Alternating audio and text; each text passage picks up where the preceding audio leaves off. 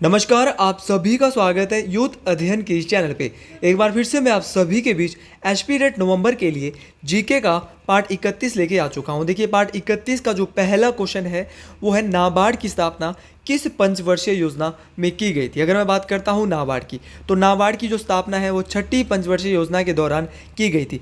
कब से कब तक आई थी छठी पंचवर्षीय योजना? तो 1980 से 1985 के बीच में छठी पंचवर्षीय योजना आई थी। अगर आपने जो है वो पंचवर्षीय योजना के बारे में सारी पंचवर्षीय योजना को जानना है तो आप पार्ट 30 में देख सकते हैं। वहाँ मैंने सभी पंचवर्षीय योजना के बारे में डिटेल से बताया है। अगर मैं बात करता हूँ यहाँ पे नाबार्ड की, नाबार्ड का पूरा नाम क्या है? तो नाबार्ड का पूरा जो नाम है वो भी पता होना चाहिए, क्योंकि इसकी कभी कभार फुल फॉर्म भी पूछ ली जाती है। नाबार्ड का पूरा नाम है national bank for agriculture rural development. तो या क्या बोलेंगे, national bank for agriculture rural development पूरा नाम है नाबार्ड का।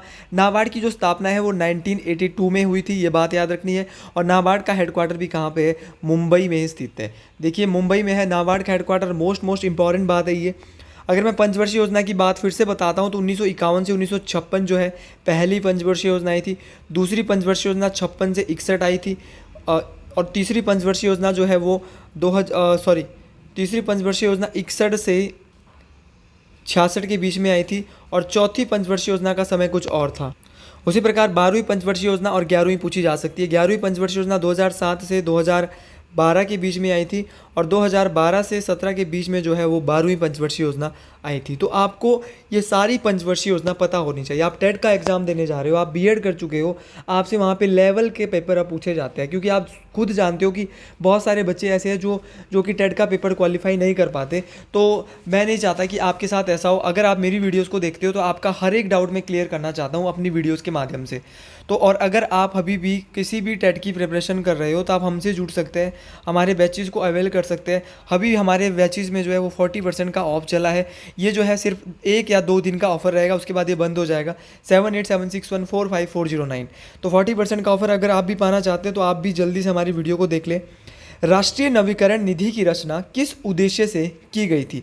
अगर मैं नेशनल रिन्यूअल फंड, जिसको हम जो है वो एनआरएफ क्या कहते हैं भैया, एनआरएफ भी कहते हैं, तो एनआरएफ जो है वो कॉन्स्टिट्यूटेड किया गया था। किस पर्पज़ से इसको कॉन्स्टिट्यूटेड किया गया था? तो जो ये एनआरएफ था, इसको जो है वो फरवरी 1992 के आसपास जो है इसकी स्थापना की गई थी, एनआरएफ की, नेशनल रिन्यूअल फंड की। और ये जो किया गया था, ये किया गया था किसके लिए इसको किया गया था? तो जो ये एनआरएफ था इसको किया गया था उद्योगों की पुनर्संरचना और आधुनिकीकरण के लिए। बाकी आप इसका सटीक आंसर बता सकते हैं कि इसका सटीक आंसर क्या हो सकता है। अगले क्वेश्चन की बात करता हूँ। अगला क्वेश्चन भी बहुत ही ज़्यादा इंपॉर्टेंट है कि भारत में मौद्रिक नीति को सूत्रबद्ध कौन करता है? देखिए, क्वेश्चन बोल रहा है कि भारत में जो मॉनेटरी पॉलिसी है उसको सूत्रबद्ध कौन कर रहा है? तो जो ये मॉनेटरी पॉलिसी है इसको आरबीआई के द्वारा जो है वो सूत्रबद्ध किया जाता है। तो इसका राइट आंसर हो जाएगा आरबीआई। अगर आरबीआई के बारे में बात करते हैं मॉनेटरी पॉलिसी की, तो ये सूत्रबद्ध मौद्रिक नीति को तो ये भारत में सूत्रबद्ध करता ही करता है। दूसरी जो बात है, जो हमारा आरबीआई है, बहुत बार बता चुका हूँ, इसकी स्थापना 1 अप्रैल 1935 को हुई थी। आरबीआई का राष्ट्रीयकरण 1949 को हुआ था। आरबीआई का जो मुख्यालय है वो मुंबई में स्थित है। और आरबीआई के जो वर्तमान में गवर्नर है वो शक्तिकांत दास है। एग्जामिनर कहाँ से क्वेश्चन डालता है, हम जो है उसको हर एक मौका देंगे कि वो कहाँ से डालेगा। तो वो जहाँ से भी डालेगा तो डालेगा तो यहीं से, इससे बाहर तो क्वेश्चन आ भी नहीं सकता। अगले क्वेश्चन की बात करते हैं। भारत सरकार द्वारा संग्रहित कर राजस्व निम्न में से कौन सा एक स्रोत नहीं है? तो भारत सरकार के द्वारा संग्रहित कर जो है एक बोल रहा है कि राजस्व का निम्न में से स्रोत नहीं है। तो देखिए, जो हमारा डिविडेंड्स और प्रॉफिट्स है, लाभांश और लाभ है, ये भारत सरकार के राजस्व में भारत सरकार के राजस्व का एक कर नहीं है। सीमा शुल्क हो गया, उत्पाद शुल्क हो गया, आयकर शुल्क हो गया, ये तीनों जो है वो क्या है, भारत सरकार के द्वारा राजस्व के एक क्या है, कर के स्रोत है। अगले तो इकोनॉमी के क्वेश्चन थोड़े पढ़ाने भी टफ होते हैं और इसको समझना भी थोड़ा टफ होता है। तो आप इसको जो है ढंग से समझिएगा, एक बार नहीं 2 बार इस वीडियो को देख सकते हैं। आईआरडीपी का मुख्य लक्ष्य क्या है? आईआरडीपी का पहले तो आपसे परीक्षा वाला फुल फॉर्म भी आपसे आईआरडीपी की पूछ सकता है। आपको पता होनी चाहिए कि आईआरडीपी की जो फुल फॉर्म है वो क्या है। तो आईआरडीपी की जो फुल फॉर्म है वो है इंटीग्रेटेड रूरल डेवलपमेंट प्रोग्राम। क्या बोलेंगे? Integrated rural development programme IRDP का पूरा नाम है। और अगर मैं आईआरडीपी की बात करता हूँ तो इसको लॉन्च किया गया था 1978 में, और 1978 में इसको लॉन्च किया गया था। IRDP को 1978 में लॉन्च किया जाता है और 1980 में इसको इम्प्लीमेंट किया जाता है IRDP को। दोनों बातें याद रखनी है, लॉन्च 1978 में IRDP को और इम्प्लीमेंट कब किया था, तो इम्प्लीमेंट किया था 1980। आई का जो स्टैंड है वो है इंटीग्रेटेड, R से रूरल, D से डेवलपमेंट और P से प्रोग्राम। आपको हर एक चीज़ के बारे में पता होना चाहिए कि किससे क्या होगा। अगले क्वेश्चन की बात करते हैं। अगला क्वेश्चन बोल रहा है कि mid day meal scheme was launched in promote. तो मध्याह्न भोजन की योजना किस वर्ष आरंभ की गई थी, तो 1995 में आरंभ की गई थी। क्यों की गई थी, तो जो ये मिड डे मील की योजना है ये प्राथमिक शिक्षा के सर्वत्रीकरण के लिए इस योजना को शुरू किया गया था। क्यों किया गया था, क्योंकि उस दौरान सरकार ने बच्चों को जो है वो क्या किया था, अब क्या होता था कि उस टाइम चाहते थे कि जो बच्चे स्कूल नहीं आ रहे हैं उनको लालच दिया जाए कि उनको स्कूल में ही खाना मिलेगा, भोजन मिलेगा। तो बहुत सारे बच्चों, ताकि शिक्षा को बढ़ावा मिल सके, जो बच्चे काम कर रहे हैं घर में वो स्कूल आए और वो स्कूल से ना भागे। तो और भी बहुत सारी फैसिलिटी स्कूलों में दी जा रही थी। तो सरकार का यही था कि जो हमारी इनकी जो प्राइमरी एजुकेशन है उसको बढ़ावा मिल सके, तभी ये मध्याह्न की भोजना, मिड डे मील की स्कीम जो चलाई गई थी, जो 1995 में चलाई गई थी। तो सरकार का इसके पीछे एक बहुत ही बड़ा लक्ष्य था, उद्देश्य था। अगला क्वेश्चन है कि संघीय बजट में नवरत्नों की अवधारणा किस वर्ष उभर कर आई। देखिए, जो ये नवरत्ना जो कंपनी होती है, ये जो है कब ये संघीय बजट में इसके बारे में बात की गई थी, यूनियन बजट में, तो 1997 और 98 में इसके बारे में बात की गई थी, नवरत्न कंपनी के बारे में। कौन सी होती है नवरत्न कंपनी? नवरत्न कंपनी वो होती है जो इन्वेस्ट कर सकती है, 1000 करोड़ का इन्वेस्ट कर सकती है विदाउट गवर्नमेंट अप्रूवल के। क्या बोला कि नवरत्ना कंपनी वो कंपनी होती है जो 1000 करोड़ इन्वेस्ट कर सकती है, किसके? गवर्नमेंट के, बिना अप्रूवल के। वर्तमान में सितंबर 2024 तक के डाटा के तहत जो है 25 नवरत्न कंपनियां हैं भारत में। ये बात आपने याद रखनी है, मोस्ट इंपॉर्टेंट बात है। अगले क्वेश्चन की बात करता हूँ। अगला क्वेश्चन लेवल, इन क्वेश्चन को हम फर्दर, इन क्वेश्चन को स्क्रैप कर दिया गया था, तो इन क्वेश्चन को हम नहीं देखेंगे। अगले क्वेश्चन में हम सीधे चलते हैं कि हिमाचली सांस्कृतिक साहित्य में डॉक्टर YS परमार पुरस्कार के प्रथम प्राप्तकर्ता कौन थे? तो अगर मैं बात करता हूँ डॉक्टर YS परमार पुरस्कार के प्रथम प्राप्तकर्ता, तो किसको मिला था? डॉक्टर YS परमार साहित्य में ये मिलता था, तो किसको मिला था? हिमाचल में सबसे पहले, तो हिमाचल में सबसे पहले मिला था मियाँ गोवर्धन सिंह। मियाँ गोवर्धन सिंह को सबसे पहले मिला था डॉक्टर YS परमार पुरस्कार। और जयदेव किरण को क्या मिला था? तो जयदेव किरण को मिला था बाबा पहाड़ी गांधी, पहला बाबा पहाड़ी गांधी बाबा काशीराम पुरस्कार, ये मिला था जयदेव किरण को। अब बात करते हैं केशव नारायण की। केशव नारायण से भी क्वेश्चन पूछ लिया जा सकता है। तो केशव नारायण को मिला था पहला चंद्रधर शर्मा गुलेरी अवार्ड। तो पहला चंद्रधर शर्मा गुलेरी अवार्ड जो मिला था वो किसको मिला था? तो वो मिला था किसको? केशव नारायण को। क्वेश्चन तो इसी प्रकार बनेंगे। किस प्रकार बनेंगे? पहला परशुराम अवार्ड सुमन रावत, किसको मिला था? सुमन रावत को मिला था। अगले क्वेश्चन की बात कर लेते हैं कि हिमाचल प्रदेश के किस जिले में नैना देवी मंदिर स्थित है? अगर बात की जाए नैना देवी मंदिर की, तो नैना देवी जो ये मंदिर है ये बिलासपुर जिले में स्थित है। और उसी प्रकार एक मंदिर और आता है दियोटसिड। क्वेश्चन आता है कि दियोटसिड मंदिर कहाँ पे है? तो हम सोचते हैं कि दियोटसिड मंदिर भी बिलासपुर में, लेकिन ऐसा नहीं है। दियोटसिड मंदिर ये कहाँ पे है? तो दियोटसिड जो मंदिर है वो कहाँ पे है? तो दियोटसिड मंदिर हमीरपुर जिले में स्थित है। उसी प्रकार चामुंडा देवी जी का मंदिर, तो चामुंडा देवी माता का मंदिर कांगड़ा में है। मसरूर रॉकेट टेम्पल भी कांगड़ा जिले में स्थित है। चिंतपूर्णी मंदिर बहुत बार पूछा गया कि चिंतपूर्णी मंदिर कहाँ पे? तो चिंतपूर्णी माता का जो मंदिर है वो उन्ना जिले में स्थित है। क्वेश्चन ये भी पूछा जाता है कि चूड़धार मंदिर कहाँ पे? और शिरगुड़ महाराज की पूजा किस जिले में हिमाचल प्रदेश की होती है? तो शिरगुड़ महाराज जो कि भोले शंकर का ही रूप है, महादेव का रूप है, इनकी जो पूजा होती है वो सिरमौर जिले में होती है। और अगर मैं बात करता हूँ जाखू टेम्पल, संकट मोचन टेम्पल, तारा देवी टेम्पल, ये सारे के सारे किस जिले में है? तो सारे के सारे ये शिमला में स्थित है। ये बात आपको याद रखनी है, मोस्ट इंपॉर्टेंट बात है। अगला क्वेश्चन है कि नैना देवी मंदिर हमने देख लिया, नैना देवी की विधानसभा भी है, ये बिलासपुर में ही है। नैना देवी माता की धार भी है। तो ये सारी की सारी चीज़ें हमने बिलासपुर में देखी। और शूलिनी माता का मंदिर जो है वो चूड़धार में है। अश्विनी खड़ जो है वो कहाँ पे है? सोलन में है। तो बहुत सारी बातें हमने देखी। अगला क्वेश्चन थोड़ा देख लेते हैं कि Tunda wild life sanctuary is located in west तहसील of Himachal Pradesh. Tunda wild life sanctuary की बात करते हैं तो ऑप्शन राजगढ़ तो गलत हो जाएगा, क्योंकि राजगढ़ तो भैया सिरमौर जिले में है। सुजानपुर भी नहीं होगा, क्योंकि सुजानपुर की होली हमीरपुर में है। मुल्तान नामक जगह कांगड़ा में है। तो भरमौर सही हो जाएगा, क्योंकि जो भरमौर है वो कहाँ पे है? चंबा में है। और टुंडा वाइल्ड लाइफ सेंचुरी भी चंबा में। लेकिन हम यहाँ से वाइल्ड लाइफ सेंचुरी की फर्दर बात करते हैं। तो सबसे पहले मैं बात करता हूँ वाइल्ड लाइफ सेंचुरी की चंबा की ही बात कर लेता हूँ। जैसे कि कुगती कुगती तो अपना कहाँ पे, कुगती कहाँ पे है, तो कुगती वन्यजीव अभयारण्य चंबा में है। क्वेश्चन आएगा कालाटॉफ वन्यजीव अभयारण्य, तो कालाटॉफ वन्यजीव अभयारण्य कहाँ पे है, तो बोलेंगे चंबा में है। गैमगुल सियाह वेवी कहाँ पे है, तो गैमगुल सियाह वेवी बहुत बार पूछा गया है, ये भी चंबा में। सेंचुआ नाला, सेंचुआ नाला कहाँ पे है, चंबा में है। उसी प्रकार अगर मैं बात करता हूँ सबसे छोटी wild life century, Himachal Pradesh का सबसे छोटा वन्यजीव अभयारण्य तो है शिल्ली, जो कि सोलन जिले में स्थित है। सबसे बड़ा पूछेंगे तो लाहौल स्पीति में किब्बर, किब्बर वन्यजीव अभयारण्य हिमाचल प्रदेश का सबसे बड़ा वन्यजीव अभयारण्य है। ये बात आप याद रखेंगे, मोस्ट इंपॉर्टेंट बात। अगले क्वेश्चन की बात करते हैं। देखिए टेट एग्ज़ाम का कोई भी क्वेश्चन छूटने वाला नहीं है।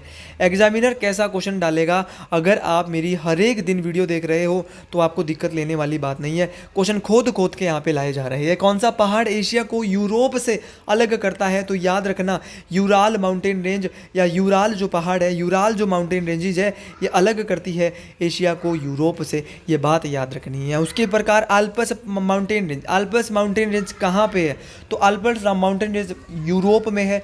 उसी प्रकार एटलस माउंटेन रेंज कहाँ पे, तो एटलस अफ्रीका में है। और रॉकी माउंटेन रेंज बहुत बार बोल चुका हूँ, तो नॉर्थ अमेरिका में है रॉकी माउंटेन रेंज, जहाँ पे एक हवा चलती है जिस हवा का नाम है चिनूक हवा। और इस प्रकार के, और ये सारे के सारे ना फोल्डेड माउंटेन है। माउंटेन्स के भी टाइप्स होते हैं, तो ये फोल्डेड माउंटेन्स के प्रकारों में आते हैं सारे जितने हमने यहाँ पे पढ़े। तो एशिया को यूरोप से अलग कर रहा है Ural mountain range, most important है।